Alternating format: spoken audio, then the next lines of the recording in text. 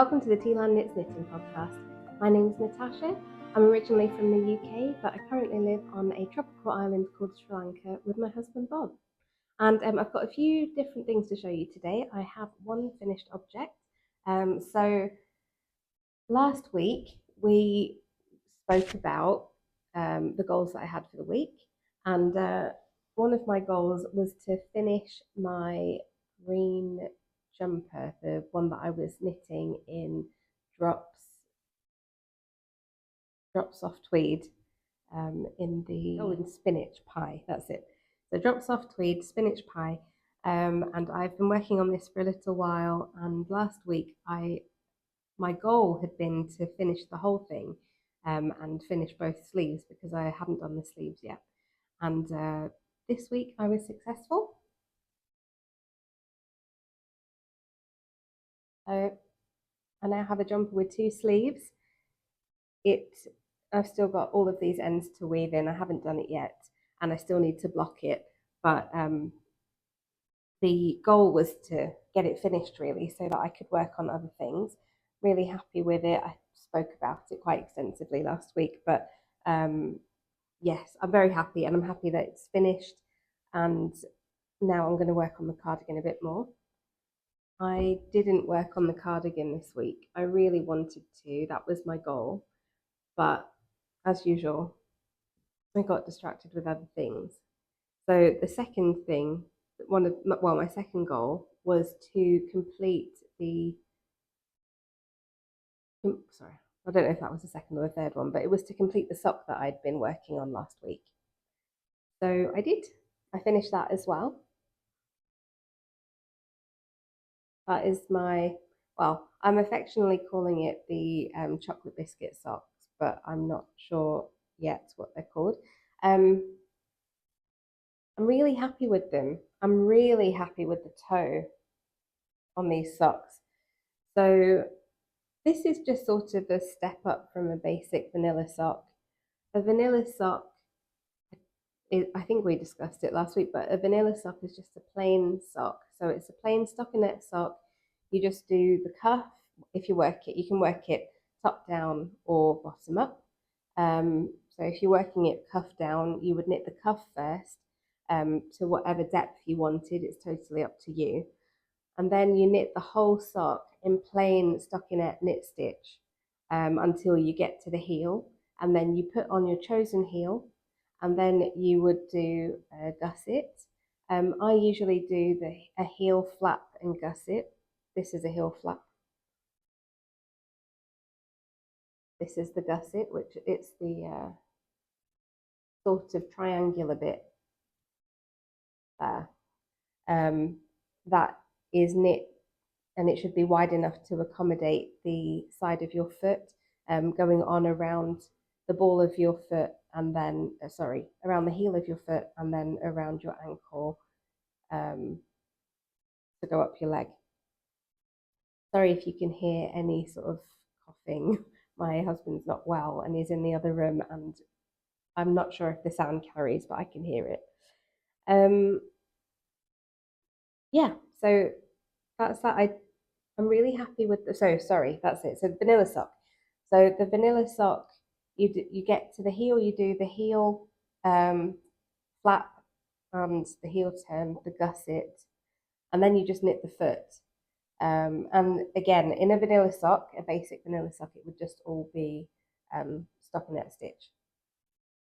And so that is a really good place to start if you want to get started knitting socks, because it's a good place to start practicing your stitches. So I usually use the long tail cast on, but you need to cast on not too tightly. But you can practice cast ons with that. You can practice your ribbing, and you can try out different rib stitches. So you can do the normal ribbing, but some people find that a twisted rib stitch is neater. That involves, I think, is it knitting through the back loop of the knits? Don't quote me on that because I don't do it very often. I have done it in the past and it was fine. I actually find that, I don't know if you can see this on camera, But this is my normal ribbing for my cuff. But can you see that the inside is neater? Let me see if I can try and show you that somehow.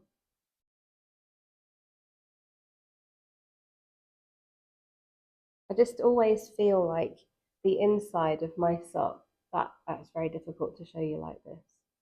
The inside of my sock is always neater than the ribbing on the outside.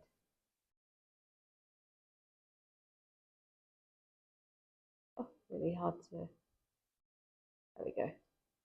You can just see the sort of like some unevenness in the knit stitches and things. So I have done it in the past where I knit the cuff and then I flipped it inside out and started working it again the other way. And I can't remember how I did that without avoiding a gap. And I've never really been bothered enough to look up how I did that again. Because the thing is, it does look like a little bit uneven at the moment for me as I'm looking at it. But the truth is that when you block it or when you wash your socks, that evens out. And then when it's on, no one can tell. I think really it will block out. I don't think it will show when you wear it. But yeah, I just did a 2x2 rib so that it's extra stretchy.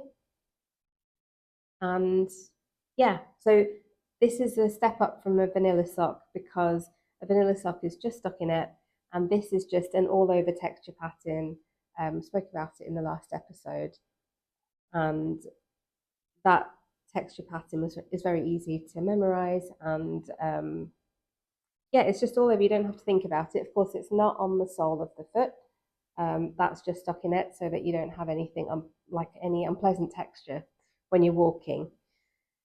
And then, yes, my toe. I'm really happy with this toe because just look, it's so. This is before blocking, and I didn't need to block it for it to be nice and round like this. So this is not a rounded toe. I mean, it obviously is rounded, but it's not a round toe. So there are a few methods. There are many methods of knitting toes if you're knitting cuff down, but often the standard one that you'd knit, especially traditionally in England, and I say that because I have watched other podcasts where the podcasters are in Europe, like Germany, and their traditional toe section is different. It's like it's actually this construction, which I only just found out this week after I'd already knit this. I was very happy about that. So yeah, in England, the traditional toe was you just sort of decrease 2 stitches either side um, on the front and on the back. So it's 4 stitches altogether, every other row for X number of rows, and then every row for X number of rows until you get to Y number of stitches here on your on the two needles that are holding your stitches, and then you kitchen a stitch or you sew them up somehow together. And the other option is that you can do so that is called a wedge toe, sorry, and that is the sort of traditional toe, and it's like I don't have an example here, but it's like this. It's more like that, and it fits a lot of feet, and it fits a lot of foot shapes, but it can pull for some people because not everybody's feet are the same shape. Um, some have it so that their big toe and then their second toe and their third toe are longer, and then these toes are much shorter, and so it kind of curves down at a steep angle. Some have it where their toes are sort of, they go at a very natural even angle, sort of, they're all just slightly shorter than each other, and so for a rectangular, not a rectangular, I'm getting my words all mixed up today. So for this wedge toe, the standard one, that triangular toe is more it accommodates that foot shape, and it does. I mean, I think all of us probably, or many of us, when we started out knitting socks, have knit that shape, that toe shape, and they fit fine, but they might not be perfect. They might not fit really well. And the goal when you're knitting socks for yourself really is to knit really well-fitting socks, because otherwise, you could buy them, but you want to, the great thing about knitting is that you can tailor any garment to exactly your body shape, um, your your hands, size and shape. If you're knitting mittens, um, your the right circumference and style for your head, and the right style and shape for your feet. And everyone's feet is different. Like I've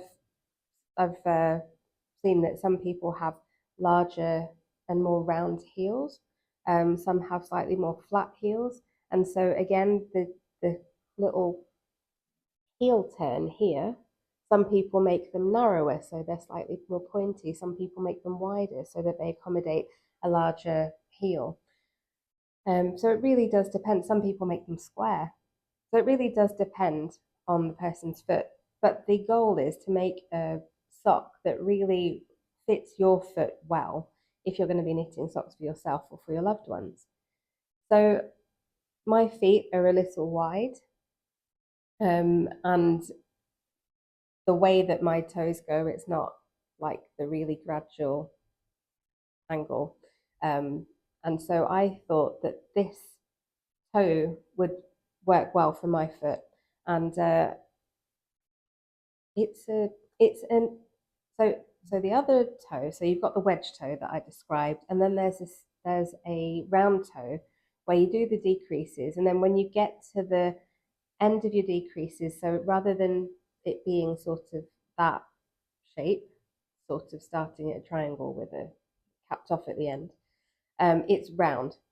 So the decreases are done in a different way so that you have more space on the sides, and then it goes rounder at the top. And then you feed the yarn through all of the stitches. So you cut your yarn, you feed them through all of the stitches, and then you pull it really tight, pull it taut, and then feed it through the top of your sock and to the bottom, and then you kind of pull it through, and then you secure it inside your sock by weaving in the ends. And that gives you like a nice little tight, kind of not invisible, but a secure um, closure for your sock toe. But some people really don't like doing that. I don't mind it, but I have in the past just wondered, will it come undone? I don't know, especially when I'm knitting with superwash yarn, because superwash yarn, it doesn't felt. So if you've got socks and you're wearing them and they are non-superwash, eventually the ends of your socks are kind of going to, with the friction on the bottom of your foot on the inside, the ends will probably felt into your socks. But when you're using superwash wool, that just isn't the case. So what I like to do is I like to do a Kitchener stitch. And a Kitchener stitch basically is where you're grafting the toes together and you're creating fabric there. So really you can't see a seam because there isn't really one. You're creating fabric, so it's like you're knitting those two ends together but with a needle. So yeah, so that's what I did. So this is a variation on the wedge toe, which is the standard one. But instead of decreasing in that way, sort of every other row and then every row to make like very sharp sides, you space out the decreases differently. And there are different methods to do that.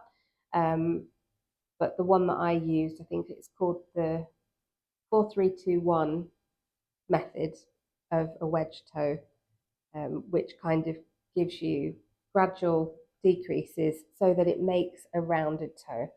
And I'm really happy with this. Usually with the wedge toe, I have to put my socks on a sock blocker and then wash them, block them on the sock blockers, take them off, and then I've got like a nice rounded toe because it's taken on the shape of the blocker. but this is like a nice rounded toe without that. Really happy with them. They fit really nicely. And I managed to pick up a few tips from different podcasts that I was watching this week that helped me to understand how long my socks should be, and how much negative ease there should be around the sock and how much negative length there should be.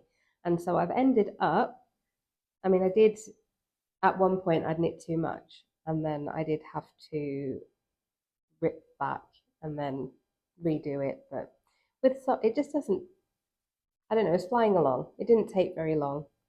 I think this is like nine rows to an inch or something. So I probably had to rip out an inch and a half. And then I'd ripped out too much, so I had to knit another half an inch, but that's only like 4 rows, so it wasn't too bad. Did the toe, really happy with it, really happy with these. So I've done one. I've got the next one to do. So I was going to start on the second sock, but then I got a little bit of second sock syndrome where you don't want to knit exactly the same thing again. And what I usually do with my socks is I'll have two pairs that I am knitting sort of not simultaneously, but I'll knit one sock like, and this is a very plain one, so in a plain brown. I really want to wear these, but I don't enjoy knitting in this color or in just one color as much as I do in more than one color. So what I decided was I'd do this one, and then to break up sort of the monotony of doing another plain sock, I would try something else. So I'm very happy because I cast on another sock. I was just looking because I did decide I was going to try and knit and talk at the same time, but I just can't do it right now. So I did decide to cast on another sock. And what I thought was I have a lot of little odds and ends of yarn, sock yarn, and I've got kind of odds and ends of yarn in my stash that where I knit somebody a pair of socks before, and then I've got like 30 grams left or something, and it's not going to be enough to knit another pair of socks, but I can use it as as part of another sock. So I picked up some of my West Yorkshire Spinners signature 4-ply sock yarn in the robin colourway because I bought the robin for me because loved that I loved that colour palette, but then I ended up gifting them to a friend. So I didn't actually have a pair of those socks, and I bought the mallard colourway for my husband, and I knit him a pair of socks, and it was like early on in my sort of sock knitting where I hadn't really figured out all of the sizes and lengths and everything, and the tension as well. So Bob's socks, he really liked them, but they're just a little bit baggy. They're not the right. They're too big. So I need to work out how to do those again so that they fit right. But I decided to get the West Yorkshire Spinners Robin and knit myself a pair.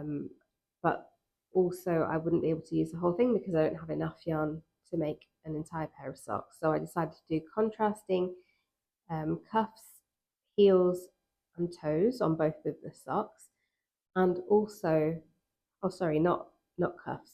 I was going to do the cuffs in my main colour.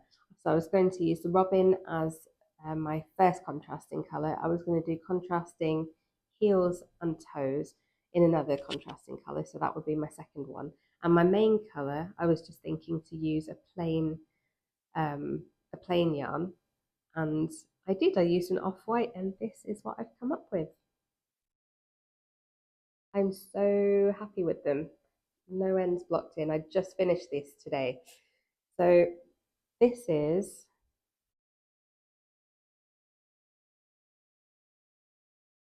there we go. Obviously not blocked yet. But this is, so these socks are a little bit longer. It's just simply because of the pattern. So I did end up knitting a little wider because it's a stockinette, it's a plain stockinette sock, but with colour work, whereas this is in this knit pearl stitch pattern. And so it pulls in the fabric a bit. So it looks, it's a little bit narrower. You can see better like that. It's like that much narrower than the plain stockinette.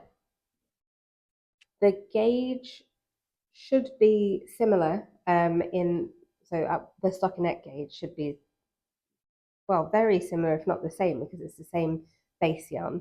So this was knit in Drops Nord Off-White. That's the main colour. And so I started off the cuff in the off-white, and then just used it all the way through. And I didn't sort of colour manage these socks. I didn't try and make the colours fit the way that I wanted them to. I just sort of let it go the way that it was going to go. And what that means is that some of these stripes are a little uneven. So this is like a solid red stripe, but then it did leave one line of red there for the pattern, and then it did leave, it did switch to the next colour. So I've got sort of 2 rows of the next colour in the next line. And then it happened again with the yellow here. But I don't actually mind it because I think it looks a bit like bunting. It's like the little hanging pennant, is it, on bunting? So this is like really clear, but that looks like the string that holds the bunting together. So I don't really mind it, but obviously if you wanted to colour manage this, you could cut out sections of the yarn after you'd knit with it so that you got just solid lines. Something I did do because on my spindle, can you see that here there is white yarn, and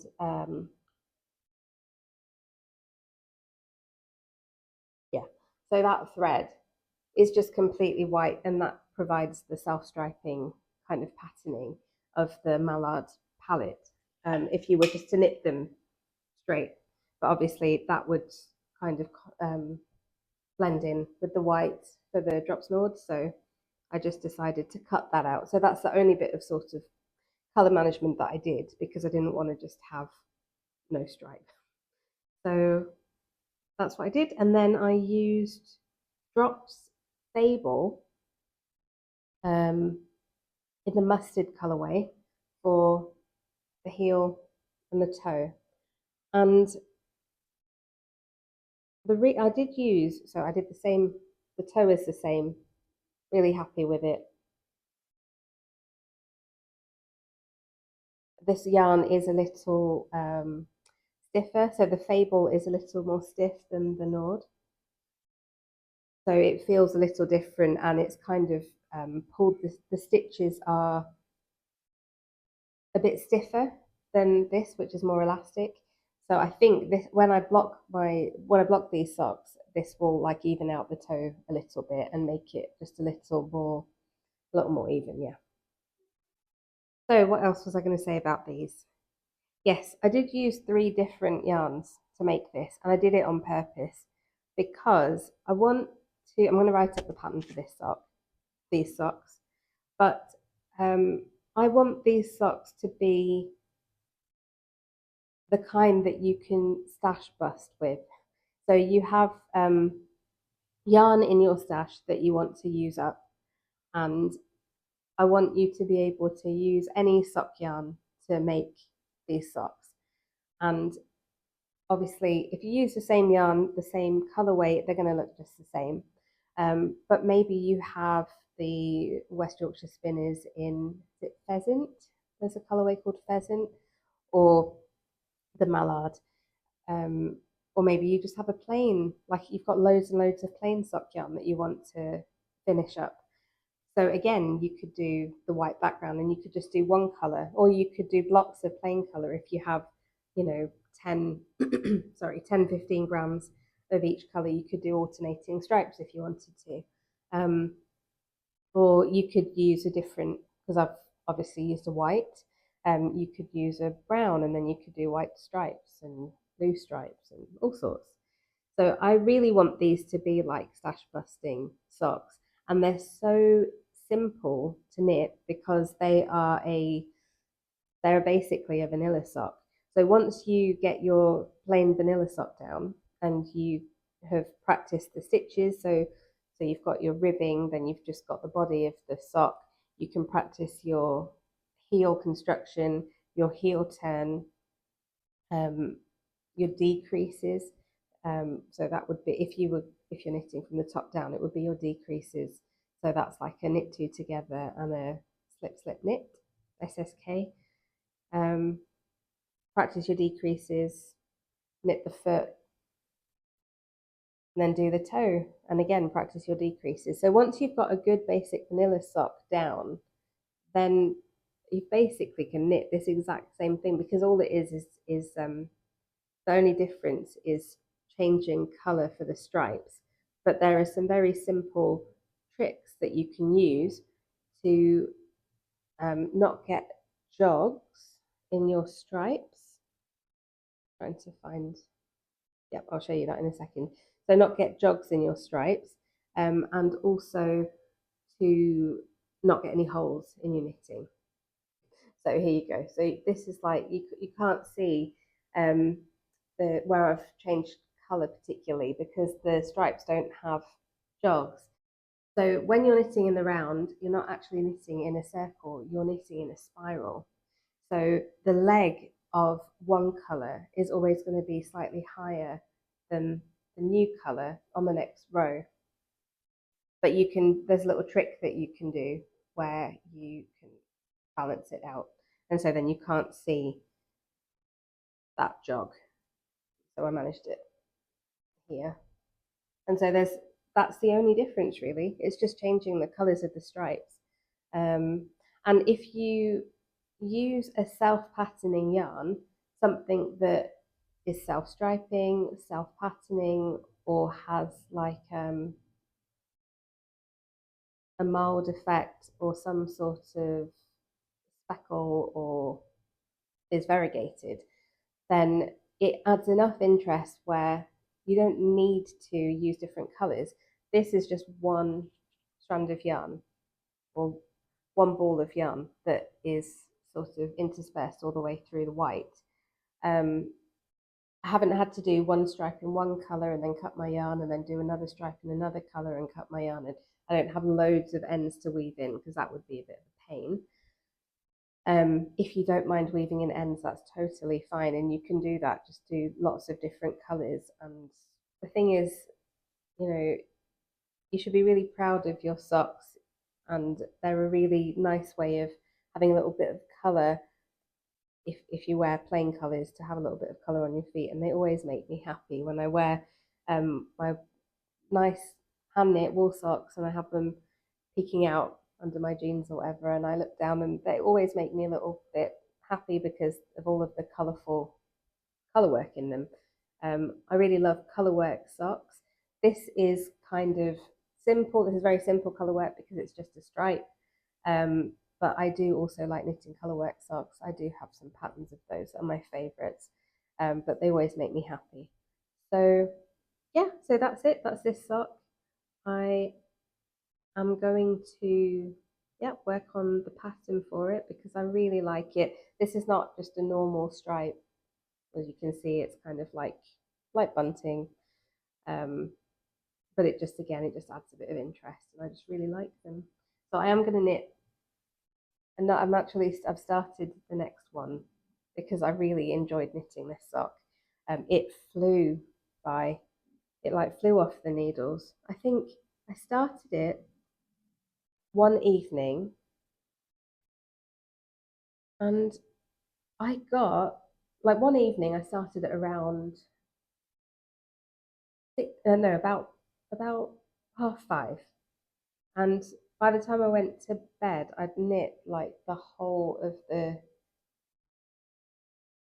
leg up until the heel flap, until starting the heel flap.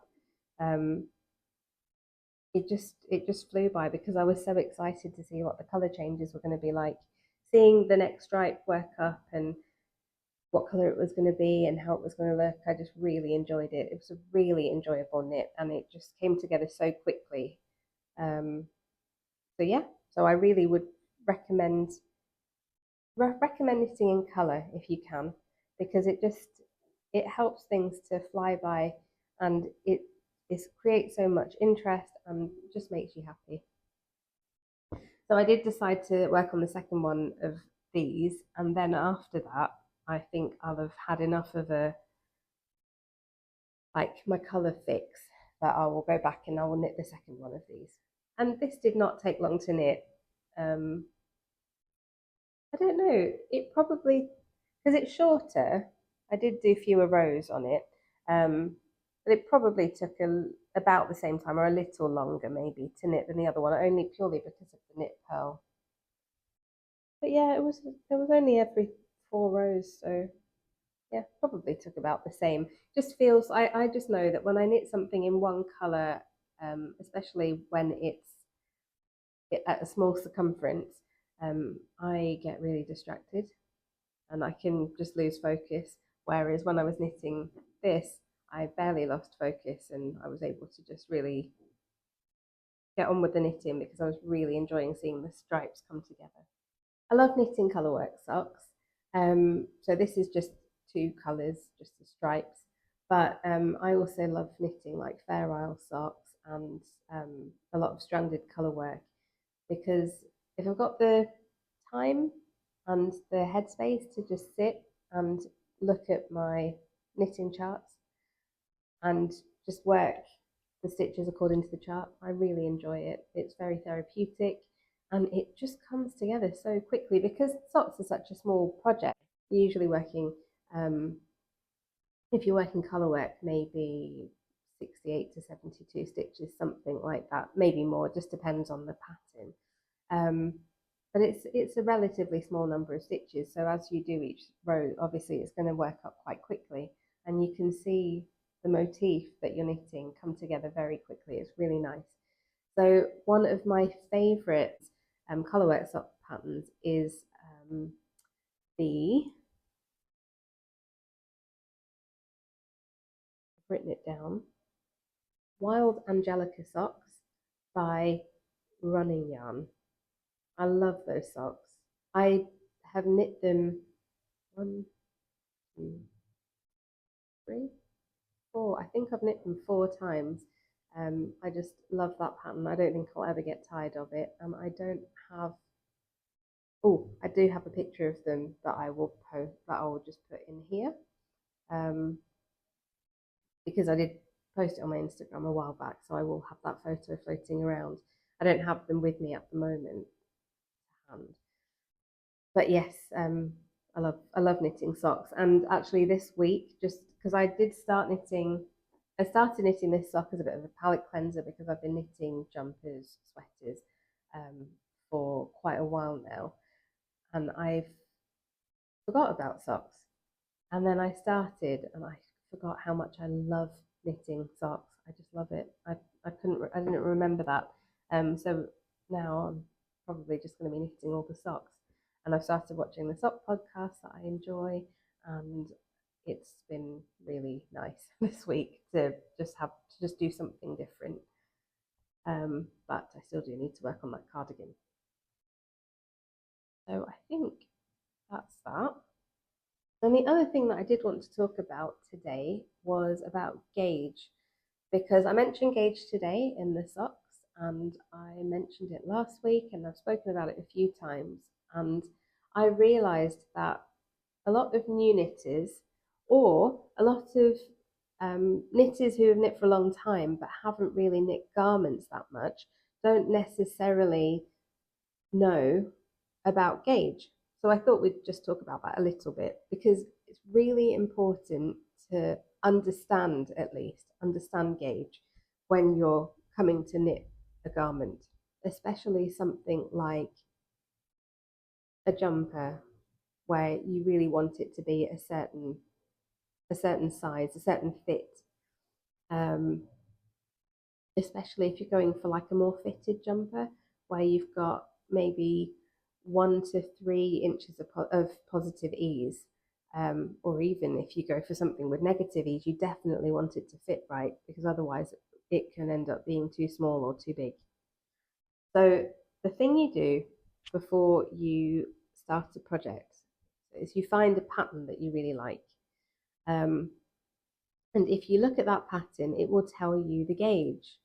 So for example, I have knit the No Frills cardigan by Petite Knit. And I knit it twice because I did really like it. It was just a nice oversized cozy cardigan. And you can find all of the gauge information on Ravelry or wherever it is that you buy your patterns, or buy this pattern. But the gauge for that cardigan is 21 stitches by 28 rows in stockinette stitch, on size 4mm needles, it says. So that means that per 4 inches or 10 centimeters, you're getting 21 stitches. That's 5.25 stitches per inch. So that means for every 1 inch of your garment, you've got 5.25 stitches. So say your garment is supposed to have 4 inches of positive ease. So that means that your garment is going to be too big for you around the bust, by 2 inches either side. So that's 4 inches of positive ease. And say that your chest size or the bust size is 32 inches. So that means 32 plus 4 inches of positive ease is 36 inches. So you want your finished garment, you want to knit something that is going to be that much, that size. So if you knit it too big, obviously it's going to have too much positive ease and it's not going to fit you. It's not going to drape the way that you wanted it to. If you knit it too small, then it's going to be too tight. It's not going to have enough positive ease. And either way, you're not going to be happy with the finished garment. So the way to mitigate that is to knit gauge swatches. A gauge swatch is like a sample of the fabric that you're going to create. So going back to the pattern, we know that we want 5.25 stitches per inch or 21 stitches per 4 inches. So we would knit up a swatch. Now I don't have a swatch that's knit up in that needle size and with that yarn or anything. But I do just have like a swatch that I knit earlier. My swatches are not as flat as they were when I'd washed them, because I have blocked these, but then they got a bit creased from being in a bag. But this is basically a square of fabric that I knit. It's quite large, but yours don't need to be as big as this. It's just that I wanted to see how the fabric would drape. Obviously, if you have a smaller swatch, you're not going to have as much fabric, so you won't see like how it falls. I wanted to see how this would fit at this needle size that I was using. But what you do is you just knit a square of fabric, and then you wash it or block it the same way that you would wash your finished garment.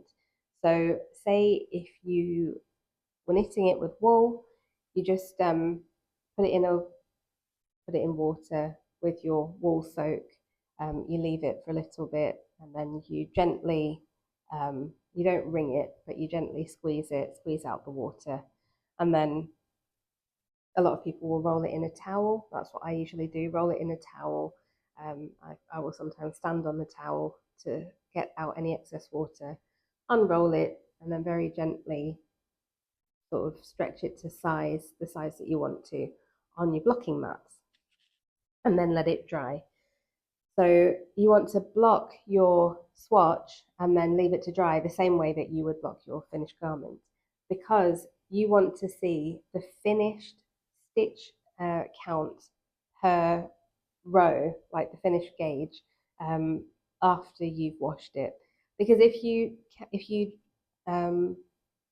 measured it before you washed it and then you use that measurement, well, what if your garment grows? What if this particular yarn, when you knit with it and then you wash it, what if it blooms and it grows? Then you will automatically be knitting something too big, thinking that you've got the right gauge, but it's because you have gauge swatched, but you haven't washed your swatch. So I'm not going to show you how to measure gauge because you can find loads of tutorials online, but this is my gauge swatch that I washed and blocked, and then I got my little tool or a ruler, and you can just work out how many stitches there are per inch.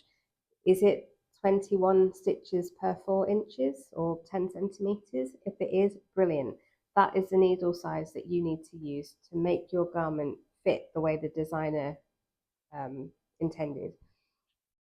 If you have too many stitches, say you have 6.25 stitches per inch, then you know you need to go up a needle size because you need fewer stitches on your needles.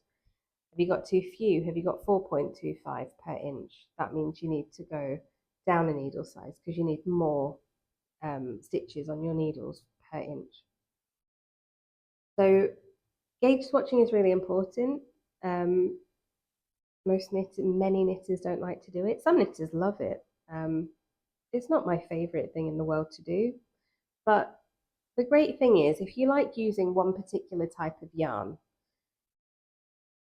if you knit up a gauge swatch and you tend to choose patterns that are in similar needle sizes, you can use the same swatch over and over.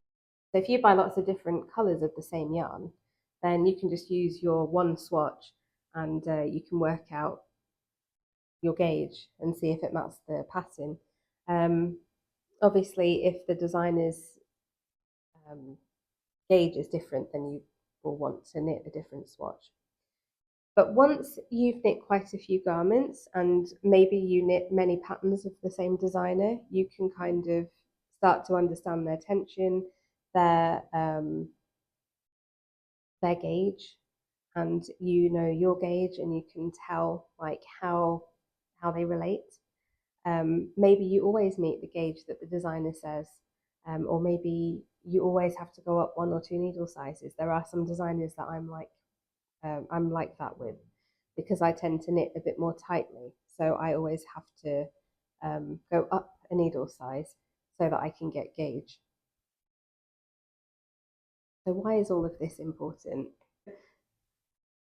If you gauge swatch, like I said, you can tell how drapey the fabric is going to be. You can tell how this yarn behaves. Does it get smaller? Does it get bigger? Does it bloom? Because that will obviously affect the finished size of your garment. How soft is it? Sometimes a yarn can feel a little bit scratchy or a bit, I don't know, not very nice to the touch when it's in the ball or the skein, or even when you're knitting with it. But when you knit a swatch and then you wash it and block it, sometimes it can completely change the quality of the yarn, the qualities of the yarn. It can make it really soft, to the point that you would have no idea that it came in the ball and skein the way that it did. So that's another really good use for a gauge swatch. And also, it's just good to note that your swatches will behave differently depending on the material that you are knitting the fabric in. So like this is wool. Actually, this is wool and alpaca. This is a blend. But this is cotton, and it's very drapey and it's stretched. Like it stretched a bit more and it didn't hold its shape the same way that the wool did. It's very hard to show you on camera with swatches that are not the same size. But yeah, they don't behave the same, and you can feel the difference in the cotton compared to the wool as well. So it's very useful to make a swatch for size. Do you always need to swatch? Well,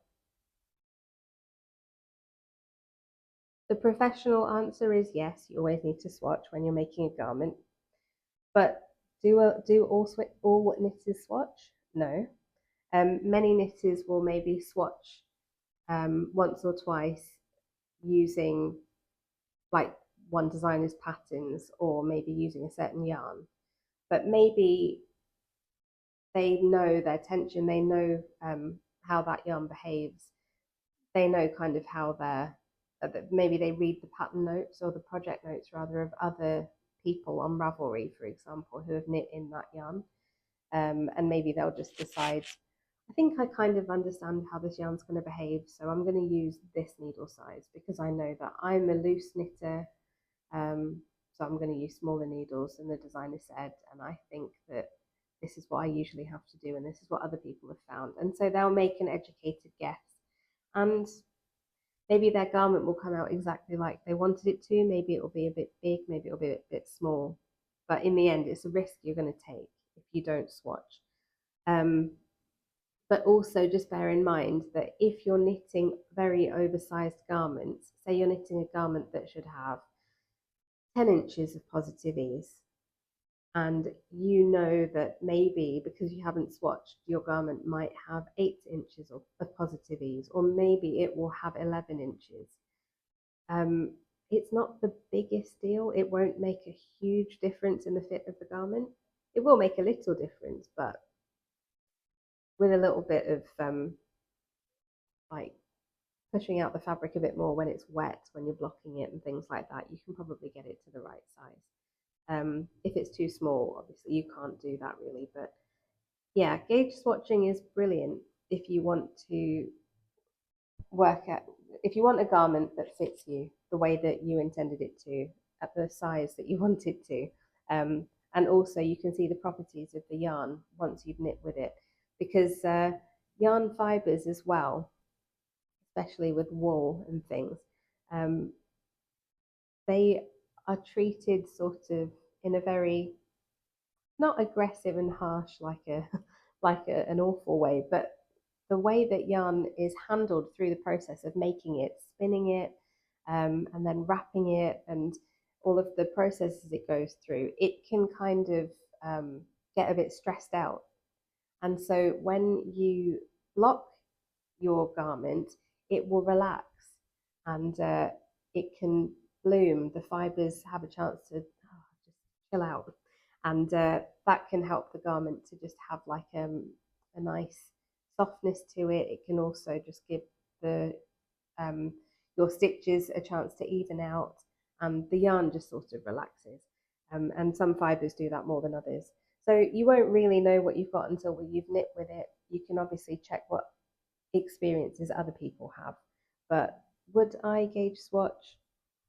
If I've never knit that designer's pattern before and I've never knit with that yarn before, then yes, definitely, I would definitely gauge swatch. But I have knit a designer's pattern, and then I've knit another pattern by the same one and at the same sort of gauge, or just like one needle size up, and the gauge was slightly up. So, and I was knitting it in the same yarn I'd knit the last pattern. So I knew, okay, I haven't gauge swatched, but I know that I'm going to use this needle, and because that's how this yarn will behave. But it just comes with experience. But I would just always recommend swatching. And I did see one new knitter ask the question, so do I use what, so instead of using what the designer said, do I have to gauge swatch? Like, is it an either or? Well, no, it's not an either or. You're trying to match what the designer has put in their notes. So the designer might say, like Petite Knit said, you need 21 stitches over 4 inches. That is at her gauge. So when she knits when she knits on 4mm needles with that yarn, she gets 21 stitches per 4 inches or 10 centimeters. But maybe when you knit on those needles with that yarn, you get 19 stitches, or maybe you get 23 stitches. And so you have to tailor your needle size and your gauge to match the designer's gauge.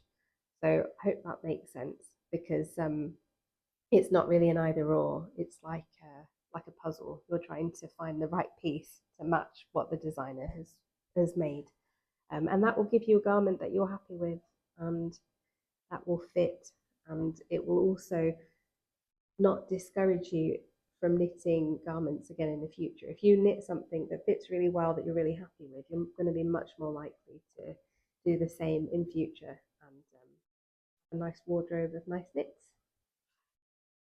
So that was a lot of information about gauge swatching. And I did just want to say, like, what would you need to knit swatches for? Would you need to knit them for everything? Well, like a scarf, for example, it doesn't really matter if a scarf is a little bit bigger or a little bit smaller. So I probably wouldn't need, I just personally wouldn't choose to knit a swatch for a scarf. But like hats, for example, you want them to fit properly. If they're too big, they're going to come down.